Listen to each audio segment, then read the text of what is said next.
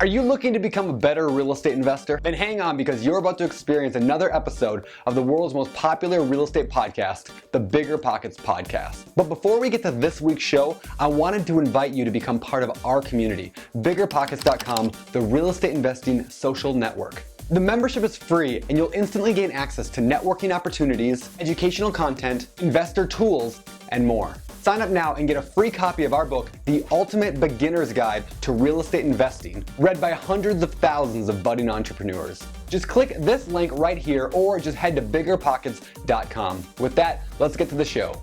This is show 8 of the BiggerPockets Podcast. You're listening to BiggerPockets Radio, simplifying real estate for investors large and small. If you're here looking to learn about real estate investing without all the hype, you're in the right place. Stay tuned and be sure to join the millions of others who have benefited from BiggerPockets.com, your home for real estate investing online.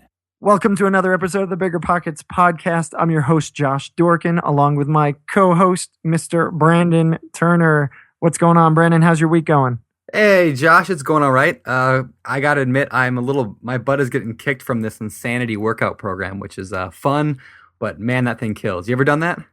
I have not worked out in a long time. Thank you for calling me out. You know that. And so, you're trying to pressure me here. That I am. Yeah. But all right. It doesn't show if it makes any difference. Yeah, but the listeners don't know that. But anyway, my week is going well. I put an offer. I put an offer on a fourplex. Actually, I talked about it on the BiggerPockets blog a few weeks ago. I made a video on how I analyze an investment property, and then I went and put an offer in on it. They were asking 120. I offered them 80. They verbally accepted. The agent called and said that they accepted. There was 4 days of kind of limbo where they were just saying, "Yeah, we'll do it. Sounds good." And then I got an email saying somebody higher up the chain said, "No way, we're not taking a $40,000 loss." So now it's sitting back on the market. So that's kind of a bummer, but that's kind of a bummer. So sounds like the typical goings on of an investor. So roll with the punches, baby. It does, yeah. And actually, one thing I did when I did that is I submitted a piece of paper with it, a cover letter. I've never done this before, but I submitted a cover letter with my "Hey, my name's Brandon. This is my wife. We're looking to buy this property, and we want to improve the neighborhood, blah, blah, blah," and put our picture on there, cute young couple, invested in real estate. And my theory was that it's a local bank that's selling this, like a small local community bank. I thought, well, whoever's in charge might see that and think, oh, this is great. It's some emotion in that.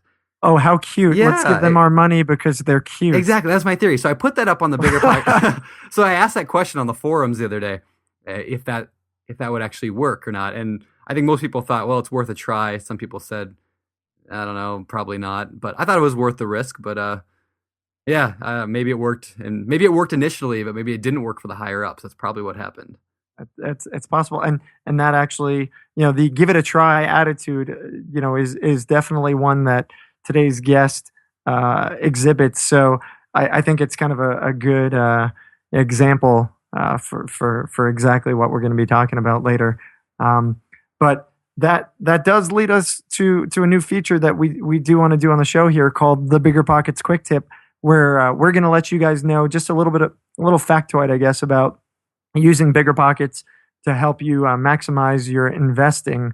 And today's tip is something a lot of you guys may know already, but for those of you who read the BiggerPockets blog at biggerpockets.com/renewsblog, did you know that there's actually a whole nother world on BiggerPockets called the BiggerPockets forums that have over 500,000 posts, or slightly under 500,000 posts? We're right at that borderline right about now at the time that the show is coming out. But hundreds of conversations. There's tons of activity going on in the forums. So if you were not aware, go and check it out. Again, biggerpockets.com/forums are the forums. And for those of you people who know of the BiggerPockets forums and use the BiggerPockets forums, there's this whole nother world on BiggerPockets, the BiggerPockets blog, where we've got dozens of authors who are writing unbelievable content every day. We're putting out multiple articles a day. So check that out. I'm way past 30 seconds, so the 30-second quick tip is obviously not so quick. Anyway, let's talk. Brandon. Let's introduce our guest. Why don't we do that? Al Williamson, our guest today, is a professional civil engineer who's also a landlord. Al's pretty active on BiggerPockets as well as on his own blog, Leading Landlord. And Al talks about pretty unique ways that landlords can create new income streams, reduce expenses, increase their equity, which is pretty much what we want to talk to Al about today. So Al, welcome to the show, man. Thank you, Josh. It's an honor to be here. All right. With Brandon, too. Yeah, the honor is all ours. Slightly less honorable with Brandon, but yeah, it's definitely good to have you, man. Definitely good to have you. All right, man. So let's jump right into this. You are a civil engineer turned landlord. Tell us a little bit about your civil engineerness. Okay. Yeah. Well, I've always was a tinker. My father kind of was a mechanic, and he made me watch him, and then I just kind of got into it. I love fixing things more than blowing them up. So nice. I had to pick a major, and if I wanted to be an inventor, which was the goal, I figured I better just do something general. Let's do civil. Okay. So that's how that came about. And what's the focus in civil? Well, civil structures. I oversee bridge construction, roadways. I did the solar installation. Solar PV system on Alcatraz, all kinds of fun stuff. I had a fun career. Wow. Okay. So you're the guy we could yell at when our bridges are falling apart, and you're the guy that gets to light up Alcatraz. Very cool. That's it. Now that's awesome. All right. Well, so what made you then get into real estate? Because you kind of have every young boy's like fantasy job of like building and playing with things. Yeah. I wasn't even thinking about real estate until I got married.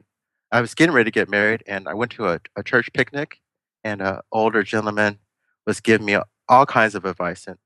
And one of them was, hey, you should think about moving into a duplex instead of a single family home. Why don't you guys move into a duplex? So that triggered everything. That started the explosion of me reading everything I could get my hands on and making the numbers work, and I could see it unfolding before my eyes. Nice.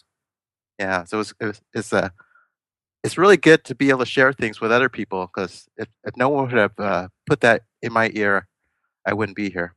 Okay, no, that's great. Well, so I'm assuming then that you listened to the sage wisdom of the unsolicited advice of the gentleman who told you to go ahead and buy this duplex. Yes. I did one step better. I was able to have a great wife, and she was cooperative to whatever you want to do, honey, type of thing. Nice. So that was awesome. So I went for a fourplex instead of a duplex. Nice. But we ended up with a threeplex that worked out really well for us. It was a Victorian, and we just loved it. So we bought it, of course, and we moved into it, and we did that play of renting out the other units to offset our living. Gotcha. expenses. Yeah. I Gotcha. started. Oh, sorry. Go ahead, Brandon. Well, I was gonna say I started kind of the same way. After my first single family house, which I sold, my wife and I bought a duplex and moved into it, and the other unit offset the living expenses, so we were living for free for that year, and it was awesome. And it's a great way to start. It is. It's like the best piece of advice for someone who wants to do a little bit more, especially wealth building while you're young. That's just an awesome move. Yeah, no, I agree. Because now that I moved out of that place, and probably the same for you, we have that fixed rate, low interest rate, owner occupied mortgage, but I don't live there anymore. I just get to keep that. I think I'm at like 4 or 5% on that one. And I'll have that for probably the next 25 years. So there you go. It's a great way to step in, because you step in as with a low percent down, right? Yep. So that was great, but I don't still have mine. It blew up on me. It quadrupled in value, and I did a 1031 exchange. Oh, nice. To take a little bit off the top there. Nice. Yeah, that didn't happen to me. I think mine's dropped 20,000 in value, but it doesn't really matter because it's fixed rate mortgage and it cash flows. There you go. That's it. That's it. Hey, what, Al, is a 1031 exchange for those people who are not aware? So that's how you can move your equity without having to pay taxes. So you can move into, you have to take on a little bit more debt than you currently, whatever your mortgage is, has to be bigger. And you can exchange your property for something that's larger, has more debt associated with it, uh, without having to pay that 25 long-term capital gains. Gotcha. So, and of course, anybody who's hearing this and wondering about 1031 exchanges, please seek the advice of a professional before trying to go ahead and do one of these things. And there's plenty of information about 1031s on BiggerPockets. Okay, so you got into real estate. You bought this multi. Now you're living with your tenants. Let's Yes. talk about that because for me, I never did it because that was a huge fear. I did not want to live next to my tenants. I didn't want to bang on the door at 2 a.m. I don't want my tenants to know where I live. I don't want to deal with that headache. What are the pros and the cons of living next to your tenants? But it really depends on your personality and how you're going about it. Because definitely understand how you feel about it. For us, I was learning the business. I fixed everything myself at the time, and I enjoy fixing things so that they don't break again. So that if I touch it, I'm going to do it once, and it's going to last me for 10 years. So I ended up working all the problems out, and there was no issue with my neighbors or my tenants. In fact, it was a small. I don't know how it turned about, but I realized I was able to kind of create a little community there, where everyone was taking care of each other. And when we moved out, we were able to bring someone to replace us into our unit that also fit into that little community that we had, and it was great. They ended up not even wanting us to.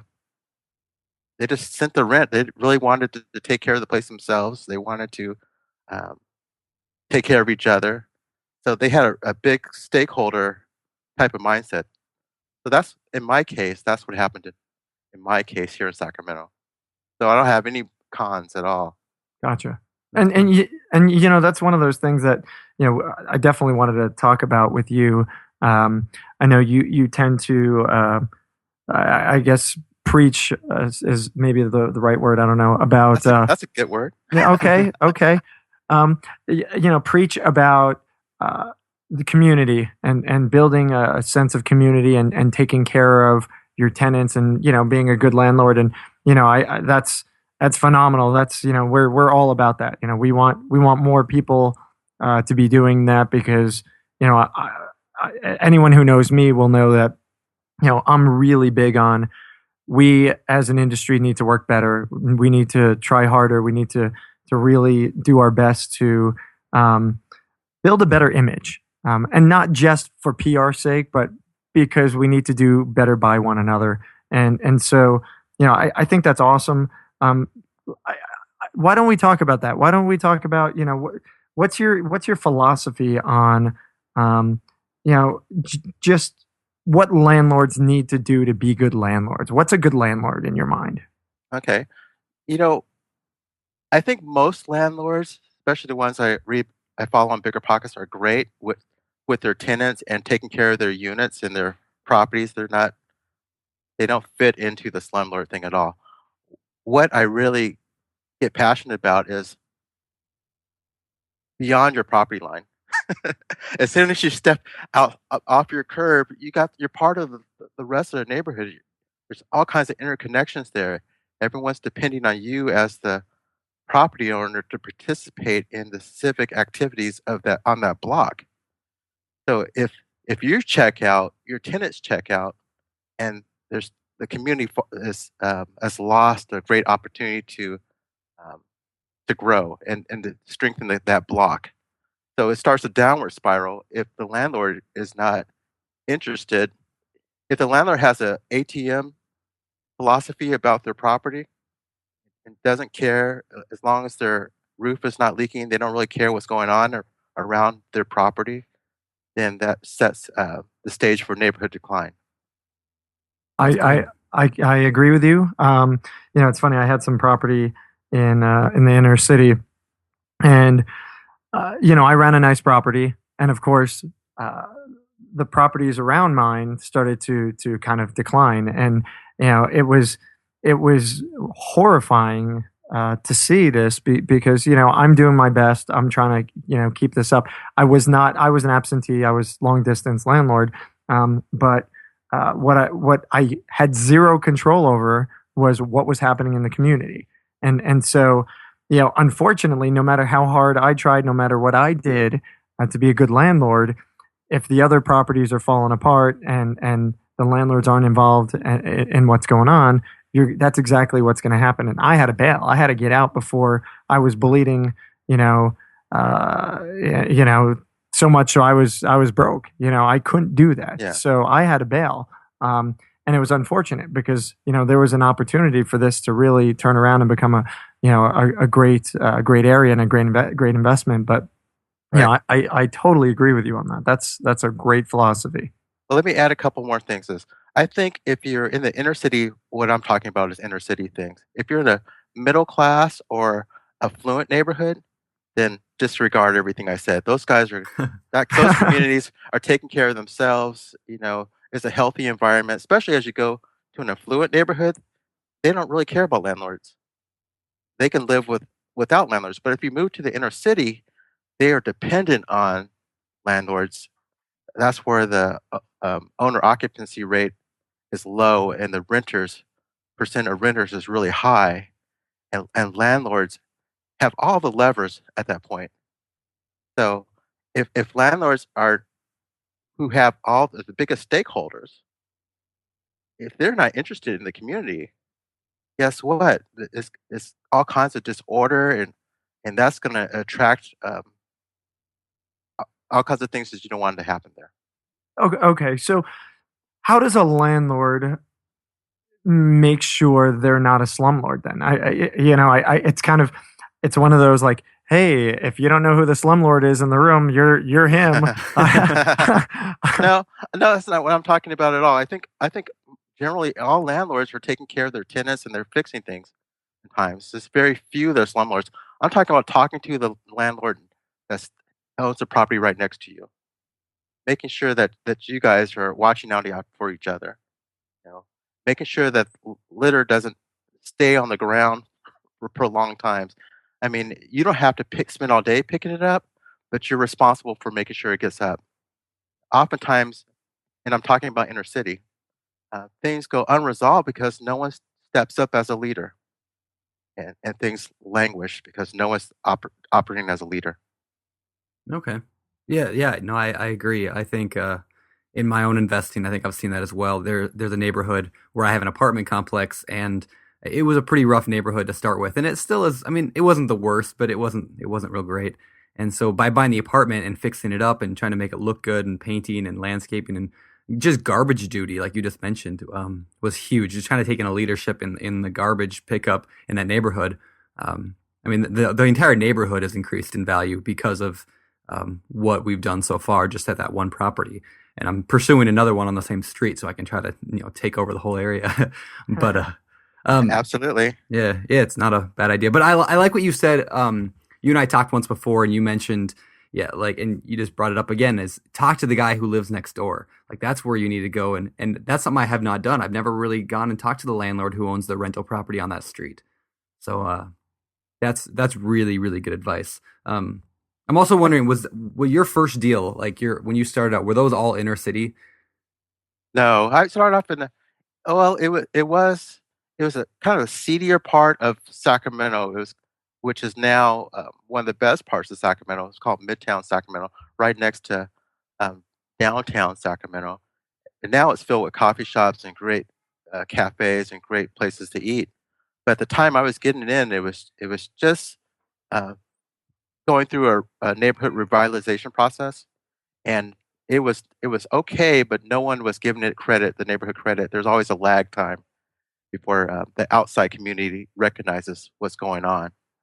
So I got in at the lag, and then I caught some wins that helped out the property values. Okay, but now you probably do a little bit more with the inner city. It sounds like. Yes. Okay. I didn't. So I as I put everything together, I start reflecting about what was happening. I saw some trends, and I saw, hey, if I want to buy low, and I love exercising. I like being a leader, especially in places that need some type of someone to step forward and be a crosswalk guard and to tell Yeah. to say, hey, you guys can go, you guys can stop, come on, Yep. it that helps everything flow and that creates value.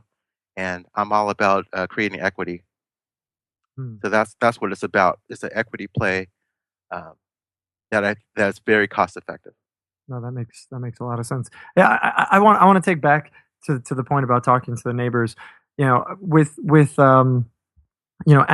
a landlord, I've actually found that um, absolutely, even as a homeowner, first of all, you got to, when you're going to buy a house or you're going to buy a property, before you even buy it, talking to the neighbors is absolutely, at least what I found, the single most important thing that you could possibly do in terms of learning about this potential property that you're going to be purchasing, learning about the neighborhood.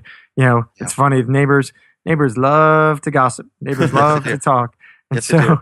so if you could go and, knock on the door and say, "Hey, I'm looking at the property next door. I really love this neighborhood. I love the property. Here's what I'm looking to do. What are your Yes. thoughts? What do you know about the property? What do you it's going to give you so much insight, so that, hey, maybe you're going to end up picking up, these tenants that you might have to, dump as soon as you get in because Right. they're doing bad things or whatever else it is. Right.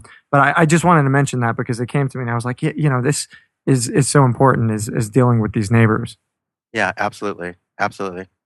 Um, let's talk about that first, the first deal. Okay. Um, what, what lessons, I guess, did you learn in that first deal? Yeah. The, the, the lesson was learned with there was it really pays off to know everything about your property, knowing all the components. That was really helpful. I had ended up having some pipe leaks, and I learned about um, how to the restoration process from a flood restoration company coming in. So that was good. It was good also that I spent some time on the first one to do some learning instead of running out and grabbing 3 properties because I could, and that was great about that. Also, I let the equity build up on this first one, so that was really nice. I was able to, under the economic conditions at the time in the mid '90s to 2000, it was just building up. So I was able to exchange into an even nicer property than if I tried to take skim off the top right away. So patient equity is I learned the power of that for the first one for sure. Okay. And so you said mid-90s. Sounds like you've been in the business for a little while, including the bubble. Yes, S- yes, did you experience the crash firsthand of the bubble popping? Were I you did. were I you did. protected? Oh, you did. Okay. I did. I was so in '98 or 2008. Yeah, I was laid off. I was working for a. I had stopped working for this state of California as an engineer. I was doing some nonprofit work just because I wanted to give back a little bit, and I got laid off from that job. And also, my tenants at the time of my eightplex and also my other units were having issues as well with jobs and income, and so I ended up with big vacancies and also functional vacancies where people are living there but can't are having struggling to pay, and so I ended up with some of those. So that was very painful. That was very painful. It was going through your savings just to keep it afloat. But it ended up working out. But that was tough. That was tough times. I guess from there I learned that I didn't want to be dependent on tenants for my rent. That's kind of shaped my philosophy um, in general. I started looking for other sources of income, um, giving me the thinking, hey, I shouldn't be fully dependent on rent. So even though that's what landlords do, but there's so much more that you can do. Um, we think laundry, and okay, great, you can do laundry, but what else could I do to make some income working with the tenants? So that really opened my eyes to that opportunity. Mother of necessity, right? Yeah, no, definitely. Well, what are those things? I mean, I off the top of my head, I think laundry, I think vending machines. What other income sources? I guess a garage, storage. What Yeah. what Those, comes? What are you doing in so addition? I started collecting those. Well, so for I started collecting ideas to see which ones I could use. And you're right, garage storage. There's your parking spots. You can rent them out during the day to local businesses, things like that.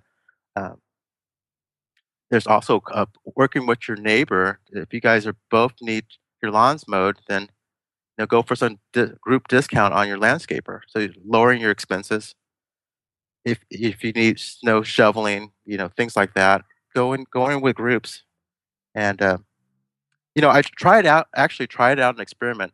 I was working through with my blog, and I saw that for the opportunities for Wi-Fi, that people were paying like $70, 50, $70, and everyone works in their silos with Wi-Fi. So I started to try to crack that code of how can we work together, save each other, $50 per person. And so I tried an experiment which failed. I couldn't get my Wi-Fi signal out far enough to do a freemium or um, collect enough customers. Now I was using I'll be real quick here. I was using a coffee shop model where you can give your Wi-Fi complimentary in exchange. If someone comes to buy a cup of coffee, they can use the Wi-Fi, right? Yeah. So that's how that works. So I was actually um, giving them a newsletter and providing complimentary Wi-Fi. So that's how that all worked. And I was going to grab a bunch of customers, and I was going to cover my mortgage for my rental. So it had a lot of potential. It just didn't Interesting. work. Interesting. Yeah, Interesting. no, Yeah. But as you guys talked about before, you got to pay your tuition, your learning tuition, right? Yeah. So I end up going a whole just about almost $4,000. But Oh, um, well. I'm still gonna do them again. I'm gonna keep doing experiments until I figure out how to pay for my mortgage for my eightplex uh, without relying on the rents that come from it. well, That's kind of cool.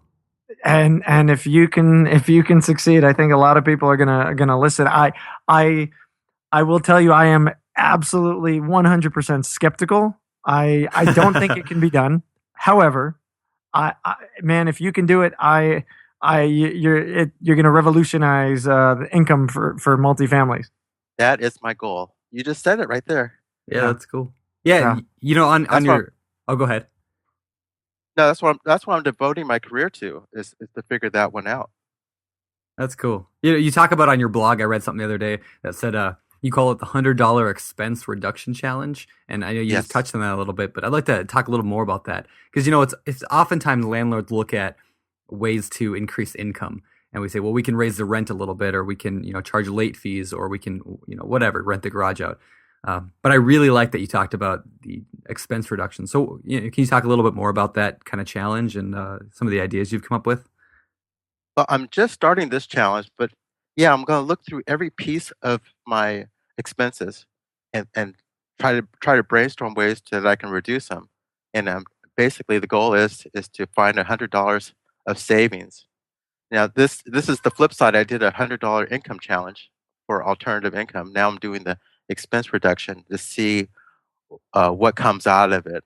I don't know. It's like the beginning of a math problem. I don't know what's going to fall out, but I'm putting myself out there and having my people hold me accountable. It puts the pressure on. So that's when I'm the most creative when Yeah. I'm under the gun. So that's you will know. I'm going to keep it up in my Bigger Pockets blog of what comes out of it. Oh, Oh, that's cool. great. That's great. Hey, Al, let's talk about financing a little bit. Okay.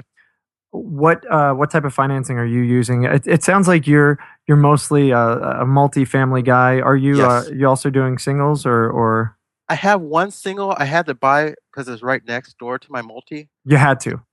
Well, for defense, yeah, I didn't Oh, want the wrong person. That would have the wrong person moving there would have emptied out my 8 unit. Yeah, so I bought that one.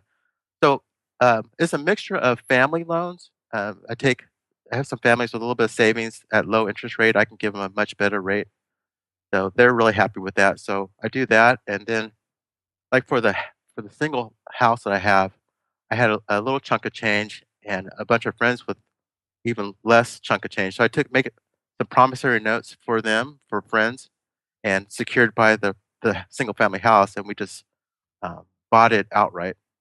Oh, cool. So it's a combination. I pay them.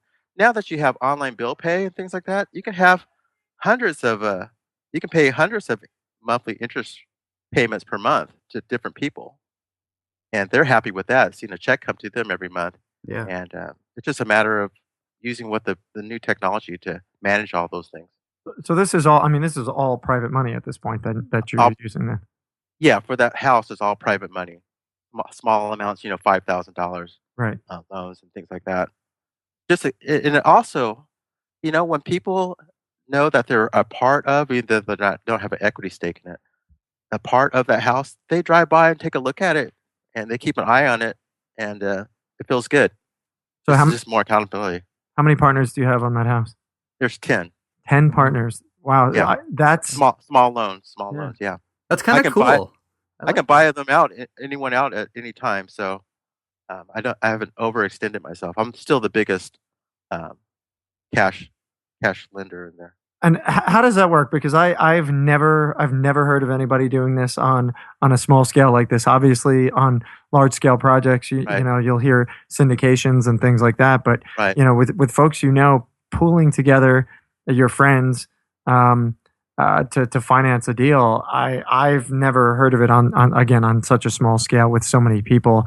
What are the challenges that you face in doing that beyond just like managing 10 people?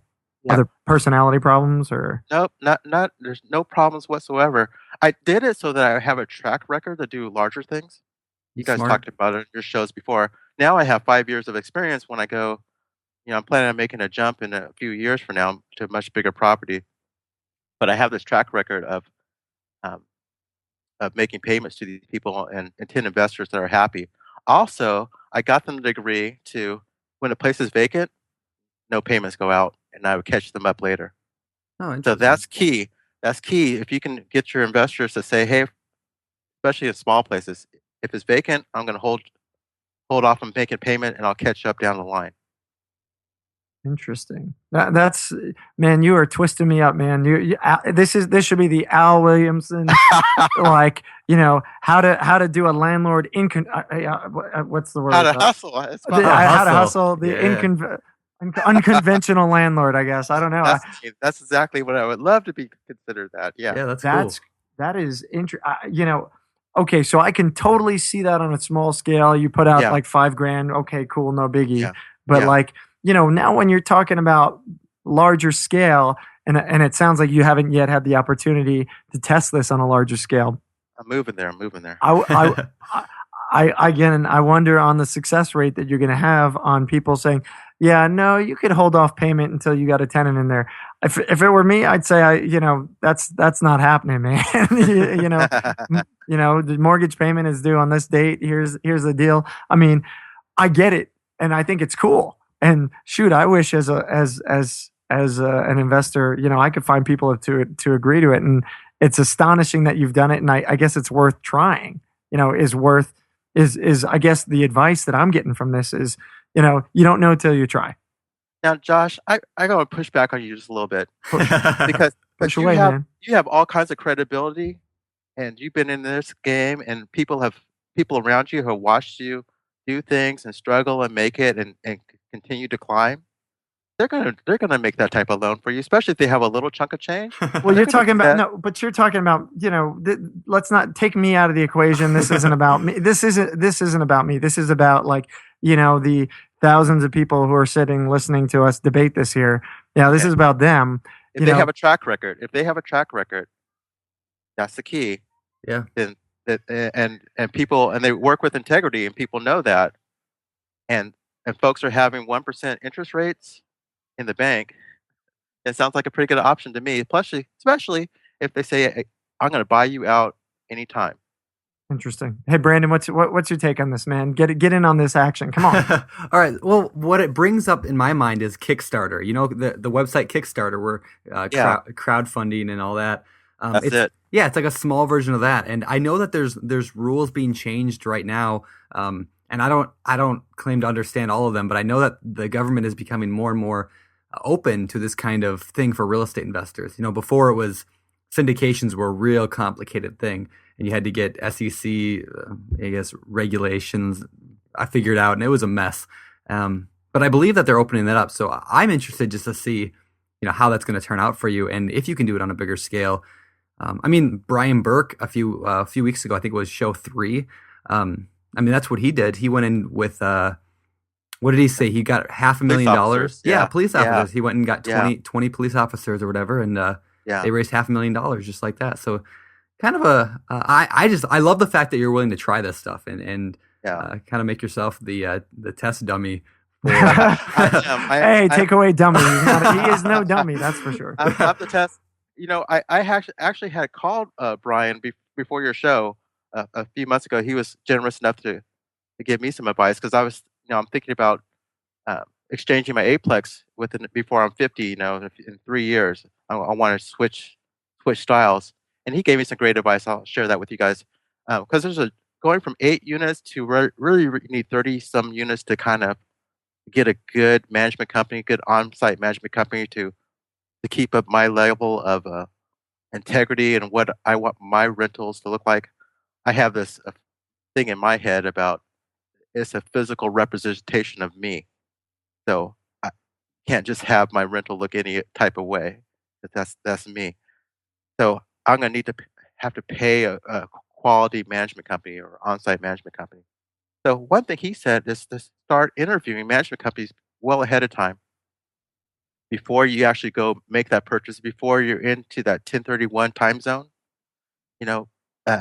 Build a relationship with that management company, get them looking for properties for you, and take a look at how they handle their portfolio, and then go from there. So that's kind of where I am now. In the next 3 years, I'm finding out who's the player for that 16 to 32 unit, who specializes in that.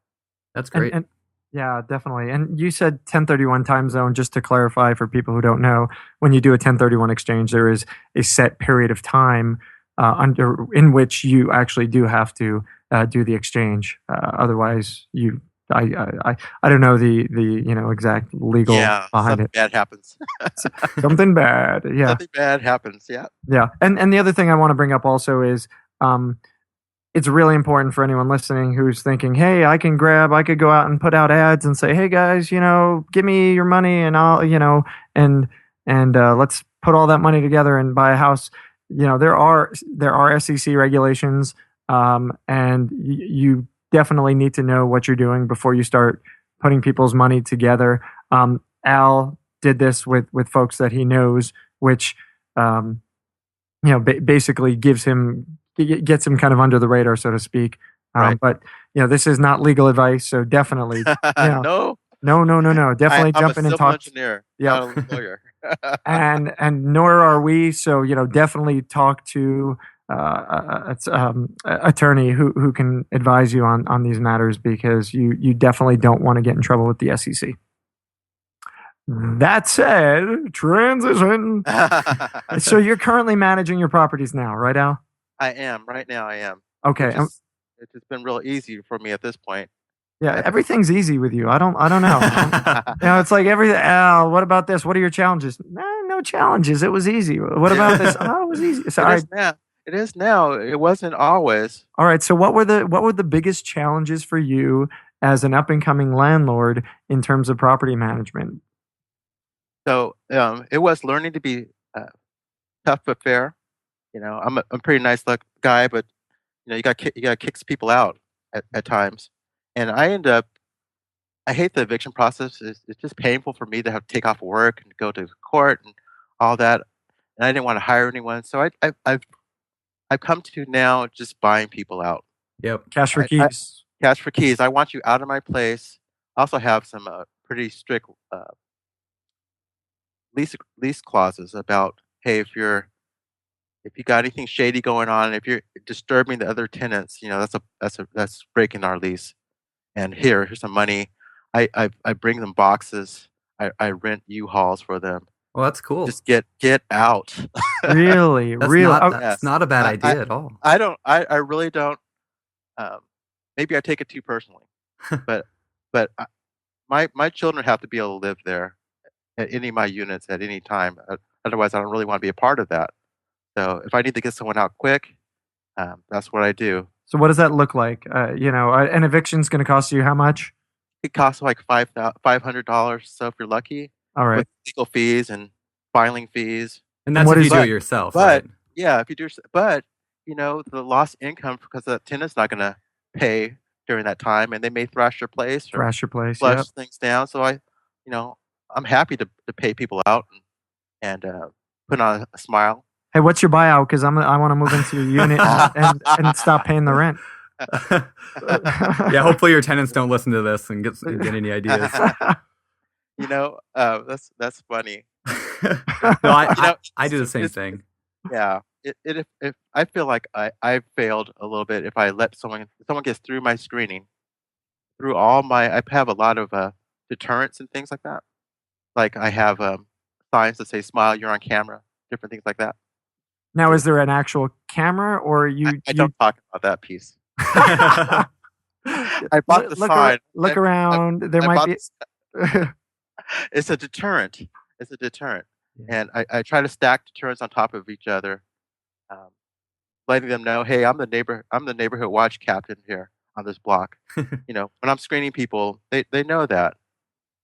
Oh, that's great. And we put together on BiggerPockets this ultimate guide to tenant screening, which anybody listening can check out at biggerpockets.com/tenant screening. And it's got tons of really, really awesome information about screening a tenant. But I'd love to hear from you. What are your, particularly because of the demographic, what's the biggest challenge in screening tenants for you? You want to, for me, I want to make sure they have 3 times the income, their income be 3 times the rent. Yep, I do the same thing. And I'm also looking for assurances that they're going to be able to make that into the future. And I'm maybe a little lenient if I hear their problems or what happened and that things have changed, then I'm going to work with them a little bit. But lately is where I am right now with the place, so how the neighborhood's going is we're getting a much better quality of tenant. So all those excuses and things I really don't have to deal with anymore. It's during the lean times like the 07, 08, when everyone was getting laid off and housing was going down and jobs were going away from Sacramento. Sacramento was hit pretty hard, so you had to deal with the gray market a little bit more. Well, and I think another part of that, Al, probably is the fact that you've improved your properties and you kind of build a reputation, right? I mean, Right. People start to know in the neighborhood that you run a tight ship and this is a good place to live. Have you noticed that as well? It is, and our neighborhood's better. I have this thing called the landlord lid, where other landlords kind of keep your property values down. That's the lid they place. But working with other landlords and working with my neighbors and doing the community building things like a national night out and and always being the crosswalk monitor, telling people, hey, you really got to clean up, or this is not. I need to talk to your landlord about what's going on here. I don't have a problem putting myself in that position. Has made our neighborhood better, and it's nicer, and it's so more people are attracted to it. It's also become it's so nice that it's become a political football where they're trying to redistrict my neighborhood into another person's district. They're kind of fighting over this section. That's what's happened. So it really works. Talking to your neighbor, saying hello, works. That makes sense. I can hear your. Is that your daughter in the background, Al? Yes, it is. I have Yeah, what? It's a 2-year-old, 2 and 3 months or so right now. She's exercising her independence and Nice. Yeah. and learning how to talk and becoming less frustrated. So Okay. Well, actually, yeah. Why don't we go into that a little bit? About you've got a family, obviously, and you've got young kids at home. So a lot of our listeners, I'm sure, have kids at home and they think, well, I got a 40-hour-week job and I got kids and a family. I can't invest in real estate. I don't have time. So maybe we can talk about that a little bit of how you balance that. I kind of end up juggling with them more so than balancing it. When it's crunch time, like when I'm flipping over a unit, I let them know, hey, I gotta get on this and stay on this. So Daddy's gonna be not here this weekend. So that's kind of focused. I don't really try to balance it. I can't. I'm poor balancer. Yeah, juggling's a good balance. Juggling works. I do the same thing. I focus hard on one thing at a time and kind of move things around. And I tell people what's going on. Like I'm trying to get this project done. I'll be with you at this time. Yeah, that seems to work for me. Well, I could speak to this. Brandon, shut up because you don't have kids. You got your cats, I do have my 3 cats. Listen, kids make for a challenge. That's for sure. And anyone who's got kids knows that there's work and then there's kids and then there's the gray in between. And you do what you can. I mean, I think that's kind of the bottom line is, when that's you got to get to work, you got to get to work. Yeah. But, I don't know. For me, my family is number one. And Brandon certainly knows that. We work every day very closely. And, when my kids need something, at least for me, work stops. Everything stops, work stops, and I go and I take care of my kids. That's my philosophy.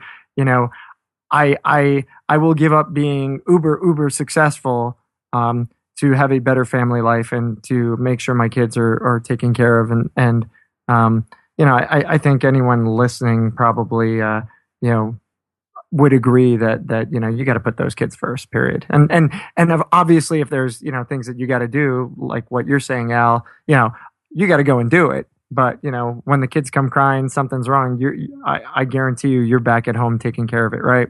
Yep. We're violently nodding my head with you. And we're watching your head violently nod or not. Hey, so I know you and Brandon talked about something that I'm curious about. And Brandon quoted this thing in my notes here. It's the term magnetizing a place. So what is that? What does magnetize a place? There's a lot to it. There's some nerdy side to it. So I'm gonna try to keep it interesting because a magnet, it works when these electrons are flowing and it creates a field. So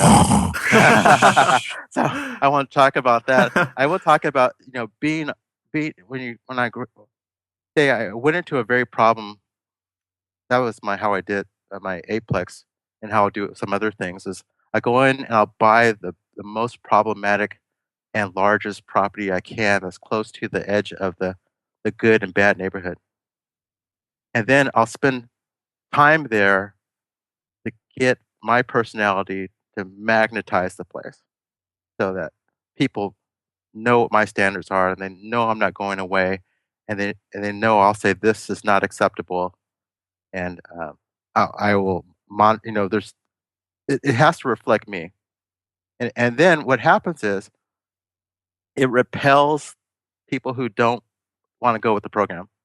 They won't feel comfortable with people watching me putting up signs saying you're on camera and keeping the place clean and making the other neighbors look at what's going on and point to it. And they don't like me walking across the street and talking to the neighbor about getting to know them. And they don't like me talking to the police officer as he's driving by, me knowing his name and them knowing me from a neighborhood meeting. So they will leave, and I will end up attracting.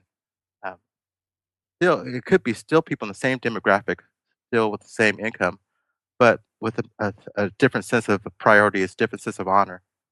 So that's magnetizing you, attracting people that fit with you, and repelling those who are not with it.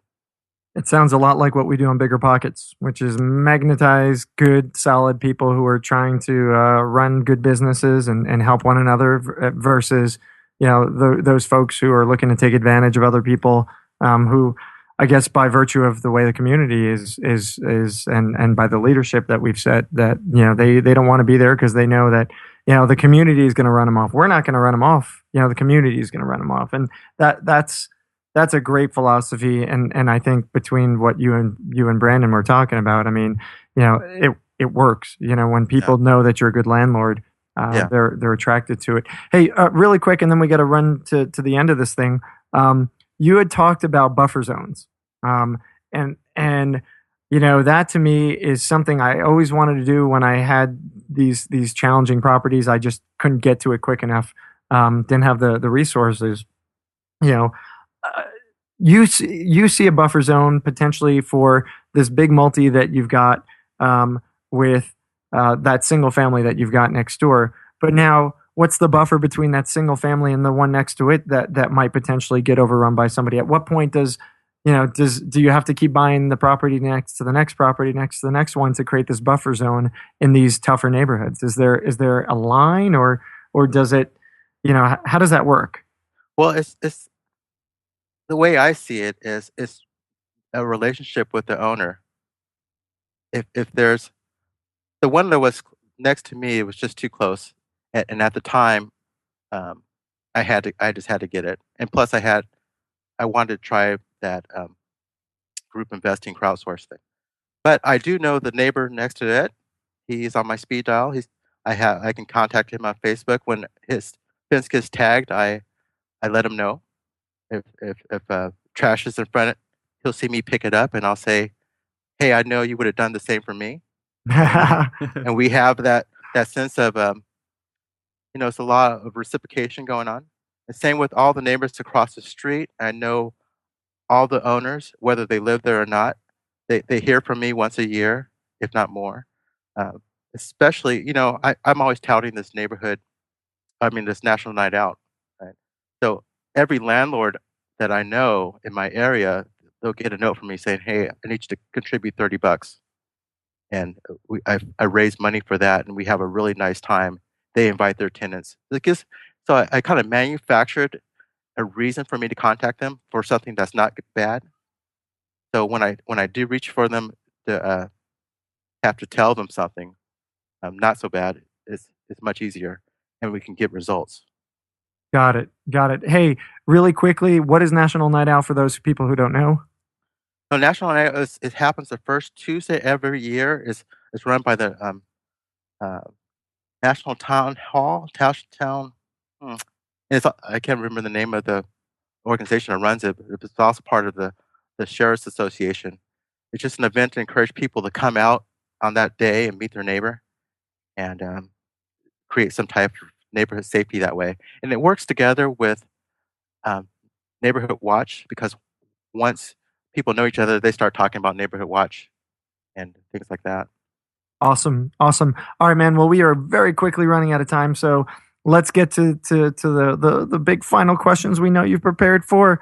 Al, first, before we get to that, I know you've got a book. Tell us about that in 20 seconds. What is it, and where can people what can people get out of it, and where can they get it? Well, it's live on Amazon right now. I able to get it up last night, and there's a website called Catalytic Landlord that they can buy one for their Kindle, or they can buy a PDF at Catalytic Landlord. And there's a workbook that goes along with it. It helps you write an action plan for your community. And so I basically try to transfer the questions that I wish someone would have helped me walk through into a workbook. So. Oh, that's great. And we'll point to that from the show notes at biggerpockets.com/show8. Definitely make sure people can get their hands on it. So speaking of books, Al, what is your favorite real estate book out there? Other than your own, of course. There's so many, previously mentioned, I don't want to say the same things that everyone said with the Kiyosaki and all the great ones out there. But do you know the one that really did it for me when I first started out? It's called the 36-hour real estate investing course, and there's just a book I got from Barnes and Noble. But that walked me through the basics, and that was really good. So that probably has the most memories for me because I went over that one so many times. Okay, nice, cool. Nice. Yeah. I haven't read that one, so I'll look that up. What about business book? What's your favorite business book? I like everything regarding leadership because leadership and my real estate kind of tied together. So anything by John Maxwell, I like. He's got a lot of good stuff out. But the business book that kind of really did it for me, that really triggered me, was a book by Edward de Bono called Serious Creativity, and helping me match some of my natural ability to want to be a problem solver with business and understanding you could be a creative problem solver. So that really did it for me. Nice. Outside of real estate, I understand you're a bit of a geek. I think you're a Trekkie, in fact. I know we were dropping some Star Trek references, right? Guilty as charged. Guilty as charged. Any other hobbies or anything interesting outside of real estate? Well, Brandon busted me out about my yoga. Nice. Yes. Yoga. So I was a gymnast growing up and all through college, and then I kept did marathons, biking, but now for work I'm traveling. I'm in a hotel quite a bit, and for some reason it just kind of got thicker. I had to figure out how I could work out in a hotel room, so therefore the yoga started up. Versus Brandon doing his 30 minutes of P90 in front of the computer. That's insanity. Much more hardcore there. All right. So last question, Al.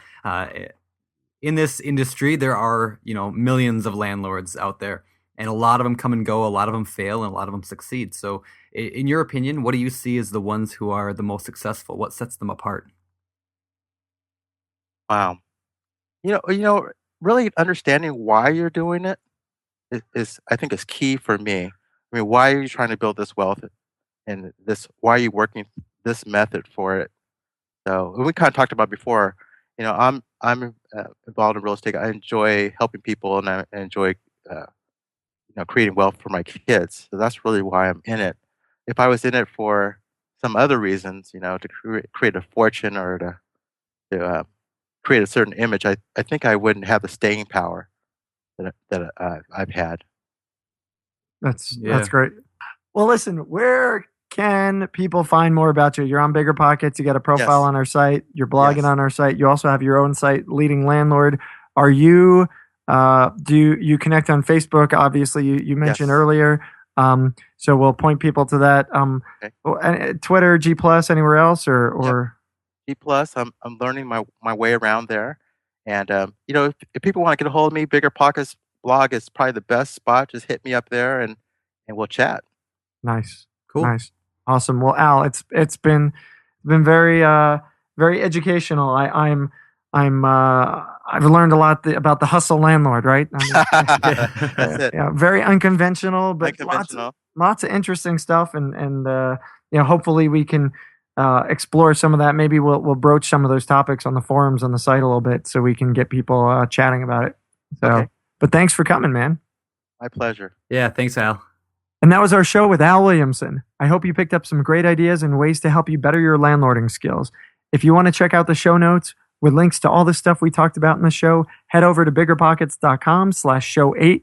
As always, I just wanted to remind everyone who's not a member of BiggerPockets to come check out biggerpockets.com and get plugged into our awesome free community. Also, don't forget to hang out with us on Facebook at facebook.com/biggerpockets. Until next time, this is Josh Dorkin signing off. You're listening to BiggerPockets Radio, simplifying real estate for investors large and small. If you're here looking to learn about real estate investing without all the hype, you're in the right place. Be sure to join the millions of others who have benefited from BiggerPockets.com, your home for real estate investing online.